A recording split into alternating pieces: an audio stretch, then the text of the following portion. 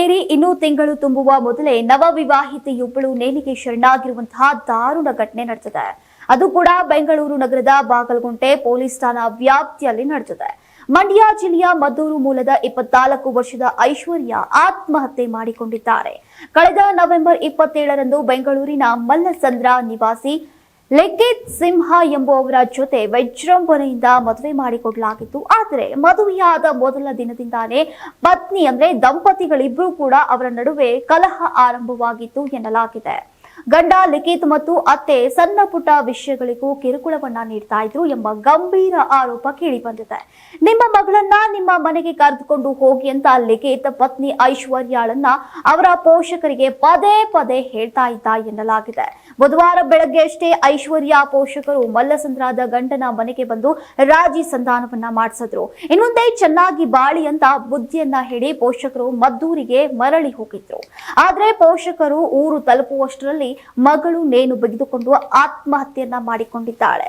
ಮನೆಗೆ ಮರಳಿದಂತಹ ಪೋಷಕರಿಗೆ ಮಗಳ ಸಾವಿನ ಸುದ್ದಿ ತಿಳಿದು ಬರಸಿಡಿಲು ಬಡಿದಂತಾಗಿತ್ತು.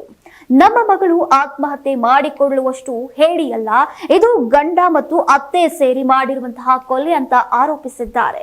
ಬಾಗಲಗುಂಟೆ ಪೊಲೀಸ್ ಠಾಣೆಯಲ್ಲಿ ಪ್ರಕರಣ ದಾಖಲಾಗಿದ್ದು ಪೊಲೀಸರು ಲಿಖಿತ್ ಸಿಂಹ ಮತ್ತು ಆತನ ಕುಟುಂಬಸ್ಥರನ್ನ ವಿಚಾರಣೆಗೆ ಒಳಪಡಿಸಿದ್ದಾರೆ. ಸಪ್ತಗಿರಿ ಎನ್ಪಿಎಸ್ ಯೂನಿವರ್ಸಿಟಿ ಅರ್ಪಿಸುವ ನಂದನ ಪ್ಯಾಲೇಸ್ ಸಹ ಪ್ರಾಯೋಜಕತ್ವದಲ್ಲಿ ಕರ್ನಾಟಕ ಟಿವಿ ಮತ್ತು ಆಟ್6 ವತಿಯಿಂದ ಸಂಕ್ರಾಂತಿ ಹಬ್ಬದ ಪ್ರಯುಕ್ತ ರಾಜ್ಯ ಮಟ್ಟದ ರಂಗೋಲಿ ಸ್ಪರ್ಧೆ, ಬೆಂಗಳೂರು ಸೇರಿದಂತೆ ರಾಜ್ಯದ ಹಲವೆಡೆ ಸ್ಪರ್ಧೆಯಲ್ಲಿ ಭಾಗಿಯಾಗಿ ಆಕರ್ಷಕ ಬಹುಮಾನ ಗೆಲ್ಲಿ. ಹೆಸರು ನೋಂದಾಯಿಸಲು ಕರೆ ಮಾಡಿ 9113549531. ತಾಲೂಕು, ಜಿಲ್ಲಾ ಮಟ್ಟ ಹಾಗೂ ಬೆಂಗಳೂರಿನಲ್ಲಿ ಏರಿಯಾವಾರು ಸಂಕ್ರಾಂತಿ ರಂಗೋಲಿ ಸ್ಪರ್ಧೆ. ಅರ್ಹತಾ ಸುತ್ತಿನಿಂದ ಗ್ರ್ಯಾಂಡ್ ಫಿನಾಲೆ ತನಕ ಪ್ರತಿ ಹಂತದಲ್ಲೂ ನಗದು ಬಹುಮಾನ. ಅರ್ಹತಾ ಸುತ್ತಿನ ಮೊದಲ ಬಹುಮಾನ 5,000 ರೂಪಾಯಿ. ಅರ್ಹತಾ ಸುತ್ತಿನ ದ್ವಿತೀಯ ಬಹುಮಾನ 3,000 ರೂಪಾಯಿ. ಅರ್ಹತಾ ಸುತ್ತಿನ ತೃತೀಯ ಬಹುಮಾನ 2,000 ರೂಪಾಯಿ. ಫಿನಾಲೆಯ ಮೊದಲ ಬಹುಮಾನ 30,000 ರೂಪಾಯಿ. ಫಿನಾಲೆಯ ದ್ವಿತೀಯ ಬಹುಮಾನ 20,000 ರೂಪಾಯಿ. ಫಿನಾಲೆಯ ತೃತೀಯ ಬಹುಮಾನ 10,000 ರೂಪಾಯಿ. ಒಟ್ಟಾರೆ 5 ಲಕ್ಷ ನಗದು ಬಹುಮಾನ ವಿತರಣೆ.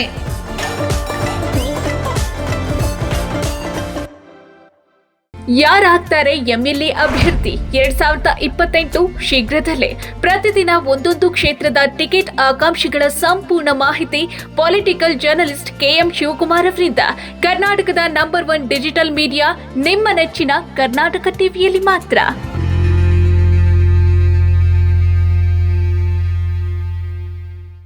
ನೀವು ಸಣ್ಣ ಆಗ್ಬೇಕಲ್ವಾ? ಅದು ಒಂದು ಉತ್ತಮ ಆಹಾರದಿಂದ ಸಣ್ಣ ಆಗ್ಬೇಕಲ್ವಾ? ಪ್ರತಿದಿನ ನಮ್ಮ ಜೀನಿ ಸ್ಲಿಮ್ ನ ಯೂಸ್ ಮಾಡಿ ಯಾವುದೇ ಸೈಡ್ ಎಫೆಕ್ಟ್ ಇಲ್ದಂಗೆ ನೀವು ಸಣ್ಣ ಆಗ್ತೀರಾ.